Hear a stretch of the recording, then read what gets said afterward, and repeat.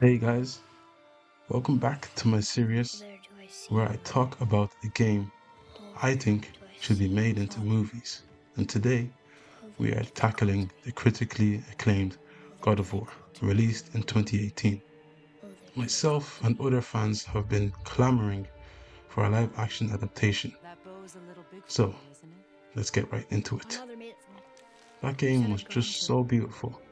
Honestly, the story, the setting, and the characters, everything in the game lined up perfectly. Before we delve into the plot, let's talk about the Give visuals me your ashes to of a rise again. potential God of War movie.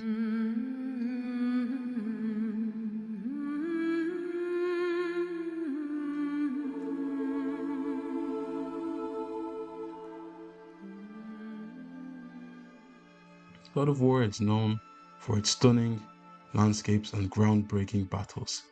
To really capture the essence of the game, we'd need a director with a keen eye for both action and emotion. And the director that we're putting up to the plate is David Cameron, known for many amazing movies, most recently Avatar, of course. I haven't watched it because I was never really a fan of those movies, but the main reason I picked Cameron is just because of the work he done on the Terminator franchise, and what he done in Terminator 2 is cemented in movie history. He'd be a great asset to have.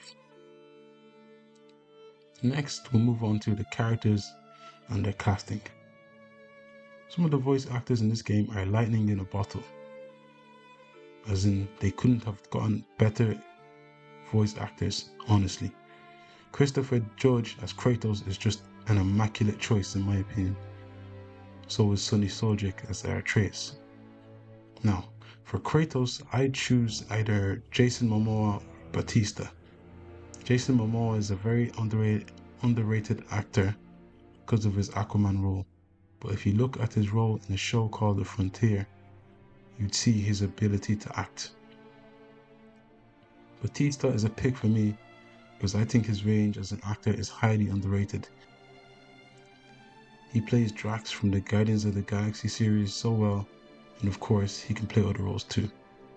For Atreus, I'd use Sonny Soljic, keep it the same, as he does delve into movies. I really liked his role he played in the movie called The Mid-90s. Check it out. For Brock, I'm going with Peter Dinklage. He's an extremely talented actor. We've seen him play a mythological being already in the Avengers Infinity War movie. For his brother Sindri, I choose the actor Jay Baruchel. I hope I'm saying his name right. I know he's not a dwarf, but he does play those types of timid characters so well, and I just think he'd fit Sindri's character perfectly. For Freya, I think a well-known actor like Angelina Jolie or Anne Hathaway would be a good fit for the role, although I can't choose which one I'd pick, so we're gonna have to leave it at a standstill for now. For someone like Balder, we need an actor like Jason Statham. He has a similar build, although he hasn't really shown much range when it comes to his acting. He's the one that comes to mind for Balder. You guys put in the comments who else would be a good fit for the role. And for the love of God, please don't say Conor McGregor. For the else, there'll be CGI, so we don't need to think too much about that. And we're going to do a quick fire round for the rest of the casting because we do not have all day. So let's go. Modi, I choose Seamus. Magni, Liam Hemsworth. Mimir, James McAvoy. Athena, Scarlett Johansson. The World Serpent, I would go with Jim Meskimen. Adapting this game's plot for the big screen is not an easy feat, but it is important that at least the movie stays true to the source material. Now, I want to talk about how this could be made a reality. Luckily, because God of War is already a cinematic game, there isn't too much that needs to be changed. The writers of this game are phenomenal. We'll have the story begin the same way the game did, cutting down trees and then burning it for phase burial. Then they go hunting. This is where I'd make a change. While hunting, Atreus starts to get sick again, so that we know this is a reoccurrence, planting a seed in our minds, you know? Kratos sees this and keeps watching Atreus carefully. As they continue to hunt, Atreus also then loses his cool on one of the monsters they encounter. This is the last straw for Kratos as he thinks he's not ready for the journey ahead, so they head on back home. This is where Balder would come in, and it would play out as usual. And whatever happens, I will not change this line because it's such a crucial line when it comes to how good the game story writing is, and also replay value. I thought you'd be bigger. But you're definitely the one. Long way from home, aren't you? What do you want? Oh, you already know the answer to that. Whatever it is you seek, I do not have it. You should move on. And here I thought your kind was supposed to be so enlightened, so much better than us, so much smarter.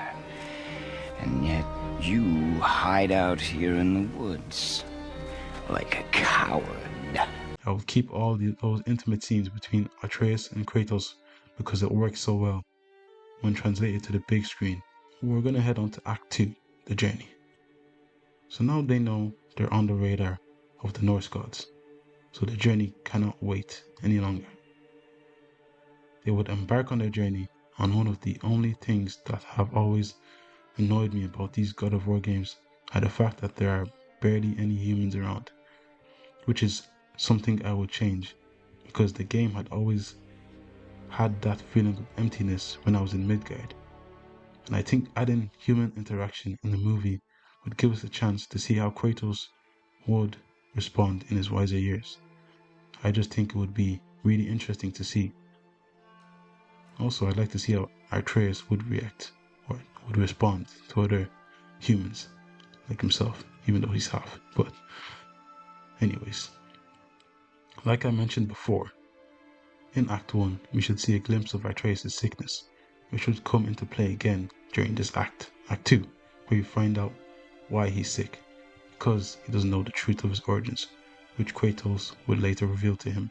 What you wanted. But after all this, I thought maybe things were different.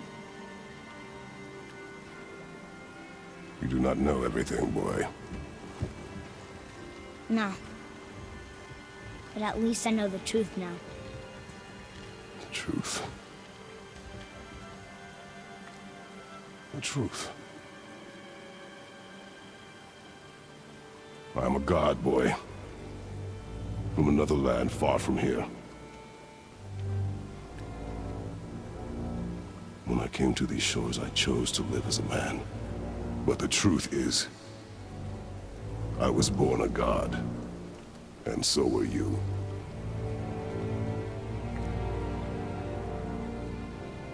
Boy, have you nothing to say? Act 3, the climax. Moving on to the climax, we have Balder in a three-way fight with Atreus and Kratos. The fight is amazing and dynamic. What else would you expect from a God of War title? Of course, I would keep the part where Kratos kills Balder in front of Freya. It's way too important. The importance of Kratos trying to learn from his past by refusing to let someone else down that cycle of hatred, but he'd seen that Balder couldn't be saved. This leads to Freya swearing vengeance on Kratos, which continues the cycle of hatred. Everything else will play out as normal. And for an end credit scene, we could have that scene with Thor at the end of God of War 2018. Him showing up at their house through a dream. That would be really interesting. All in all, I think God of War has the best potential for a movie adaptation. Because like I said before, it's already a cinematically coded game, so it would translate very well into live action. The story, the characters, and the world are just an amazing part of God of War. So guys, that's the end of the video. Make sure you like and subscribe for more videos like this. I'll see you next time, and peace. The vault!